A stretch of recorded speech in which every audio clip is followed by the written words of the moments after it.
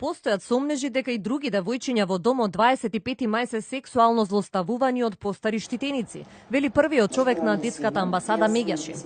Според Змијанац, случајот со 13-годишното девојче кој стана жртва на трговија со луѓе, го отвара прашањето како е можно со години да се случувало, а Министерството да не знаело. И другото прашање е зошто под притисок на јавноста институциите почнуваат да се мобилизираат и да си ја вршат работата. Змијанац вели дека кривично треба да одговара и директорот на домот, под чие директорување се случил настанот. Од Меѓаши бараат и кривичните дела кои се однесуваат на педофилија и трговија со деца да не застаруваат. И само во тој случај, доколку се открие со сведоштва на поранешни штитенички дека во континуитет биле тргувани и сексуално злоупотребувани, ќе може да се поведат кривични одговорности и за сторителите на овие дела од минатото. Морална одговорност е најмалку што треба да се направи од директорот од 25 мај. Тука бараме кривична одговорност. Од Министерството за труд и социјална политика пак, без конкретен одговор дали ќе има кривична одговорност и за поранишниот директор на домот 25 мај.